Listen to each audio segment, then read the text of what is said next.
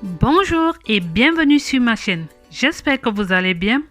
Pour ceux qui sont là pour la première fois, je vous souhaite la bienvenue et je vous invite à vous abonner et à cliquer la cloche de notification pour ne pas rater mes publications. Un grand merci à mes nouveaux abonnés. Je vois que la famille est en train de grandir.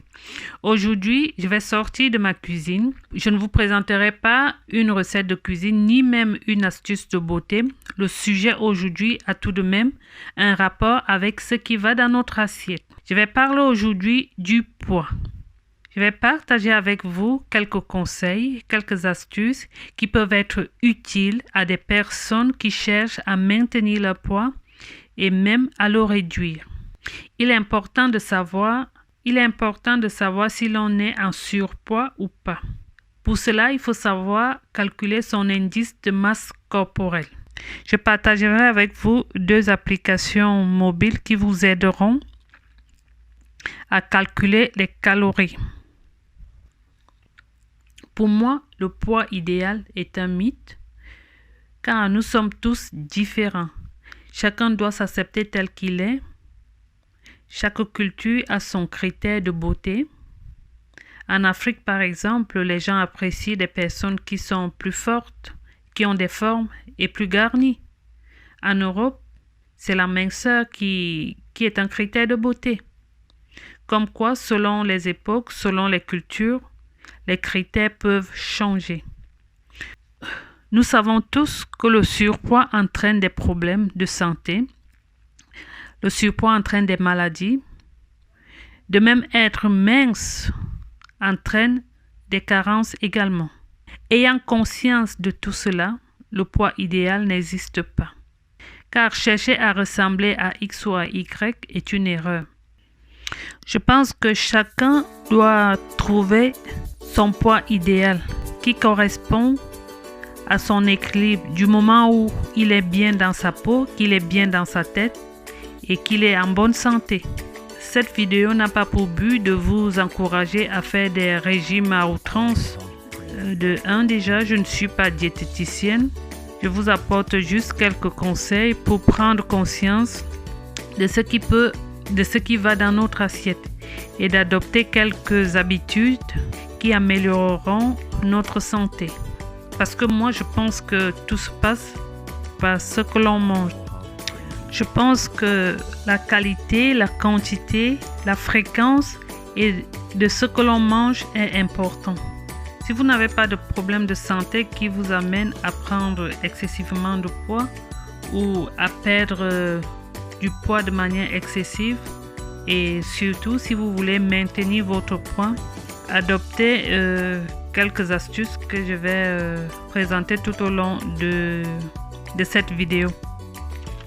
Avant de présenter la formule de l'indice de masse corporelle, il faut savoir que le calcul de l'IMC varie selon qu'on est un homme, une femme ou un enfant.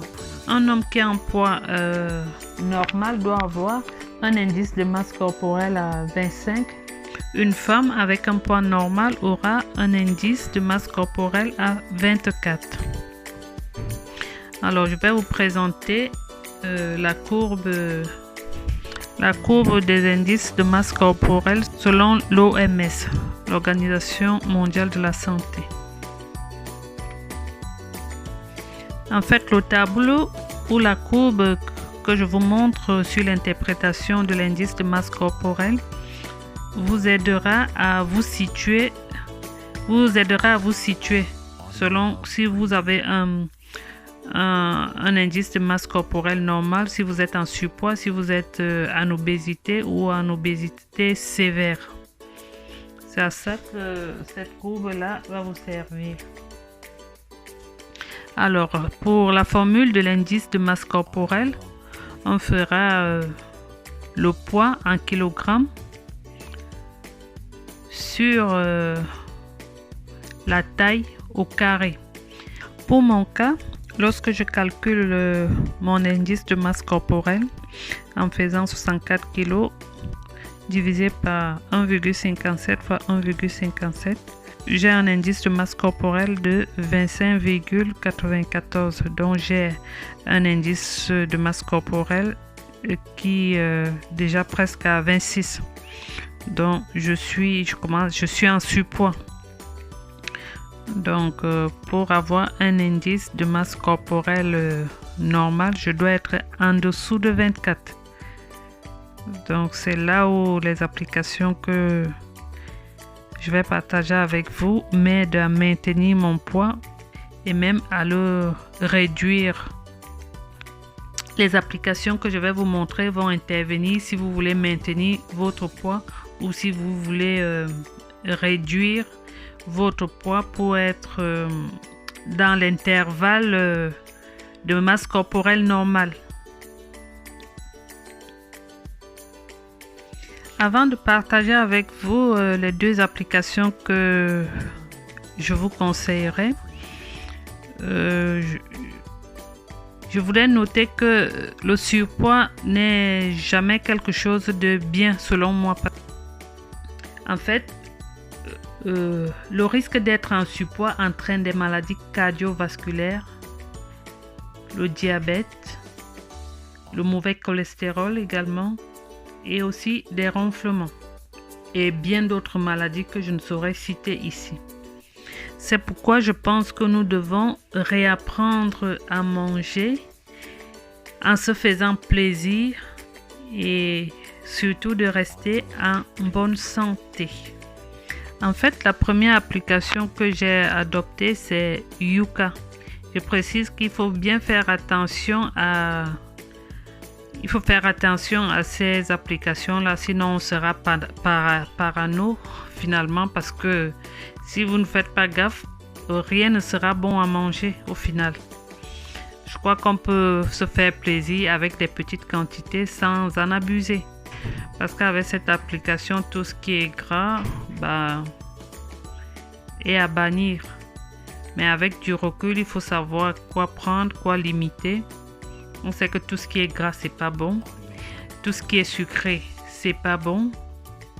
Donc, essayez de cuisiner soi-même, surtout pour ceux qui sont habitués à s'alimenter avec des plats déjà cuisinés. Les plats cuisinés, vous ne savez pas tout ce qu'on a mis à l'intérieur, les additifs et tout. C'est mieux de faire sa cuisine soi-même avec des produits de saison. En fait, pour moi, l'application Yuka m'aide lorsque je scanne un produit au supermarché de voir la composition du produit. S'il est riche en protéines, en graisses saturées, s'il y a des additifs, au moins vous avez une idée de la composition du produit. Et puis, ça vous donne aussi des produits alternatifs qui sont un peu plus sains. Par contre, la deuxième application qui est Foodvisor, elle vous permet, lorsque vous téléchargez l'application Foodvisor, vous mettez votre poids, votre taille, votre âge. Si vous voulez perdre du poids, vous mettez toutes ces données-là. Par la suite, vous avez le nombre de calories à consommer dans la journée. Au petit déjeuner, vous avez un nombre de calories à ne pas dépasser. Au déjeuner, un nombre de calories à ne pas dépasser, et même au dîner. Maintenant, c'est à vous de voir. Donc, cette application, vous pouvez prendre la photo du plat que vous allez manger, ou vous pouvez scanner les produits que vous consommez. Par contre, moi, je crois qu'il faut faire attention, parce que si dans un paquet de biscuits, vous prenez 2 biscuits, l'application vous donne le nombre de calories du paquet en fait. Parce que j'ai remarqué que lorsque je scanne le paquet de biscuits, ça me donne le nombre de calories. Je sors 2 biscuits par exemple, ou même un. Je le prends en photo, ça me donne le même nombre de calories que tout un paquet. Donc il faut bien faire gaffe. Ne vous faites pas avoir, parce que vous pouvez manger tout un paquet un paquet, par exemple, tout à l'heure, j'ai scanné le paquet de galettes de riz. Tout le paquet, lorsque je scanne le paquet de galettes de riz, j'ai 26 calories. Par contre, lorsque je scanne la même galette, mais à l'unité, je sors une seule galette, ça me donne 30 calories. Comme quoi, il faut faire gaffe. N'allez pas vous faire bonne conscience en mangeant tout un paquet de galettes et en disant que vous avez consommé 26 calories. Pourtant, c'est pas du tout ça. Le but de cette vidéo, c'est que nous apprenions à adopter des bonnes habitudes. J'ai dit tantôt déjà d'apprendre à cuisiner soi-même, d'éviter de consommer déjà les plats cuisinés. Quand on va en supermarché, déjà on ne sait pas tous les additifs, tout ce qu'on met dedans, on n'est pas toujours sûr. Et ces plats sont des plats riches en sucre en général, et parfois en sel même. Donc le mieux c'est de faire la cuisine soi-même et adopter aussi quelques petites habitudes. Je vais prendre l'exemple du lait, surtout lorsqu'on on veut réduire quelques kilos.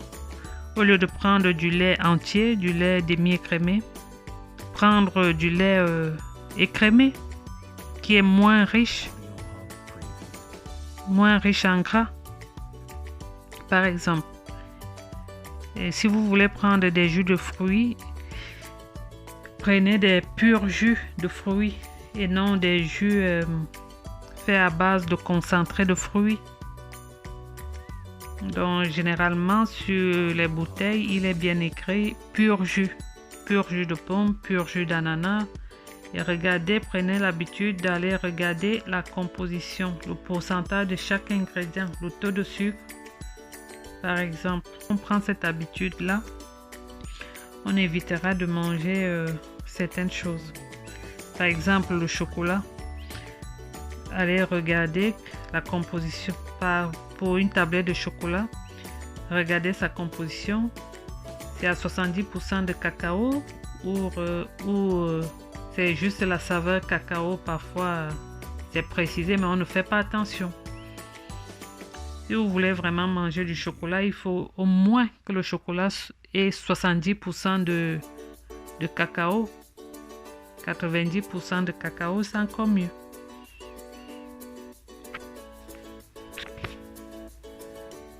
J'espère que cette vidéo vous a plu et qu'elle vous aidera à calculer votre indice de masse corporelle et surtout de prendre cette habitude-là de regarder la composition des produits lorsqu'on les achète, d'utiliser quelques applications sans être paranoïa surtout, sinon on ne mangerait plus rien, surtout avec l'application Yuka. J'avoue, pour la prendre avec un peu plus de recul, ça aide à savoir la composition. Utilisez ces deux applications, Foodvisor, elle vous aidera également, et Yuka. Ces deux applications m'aident vraiment à essayer d'équilibrer mon alimentation. Sur ce, je vous dis à bientôt pour d'autres idées et au revoir.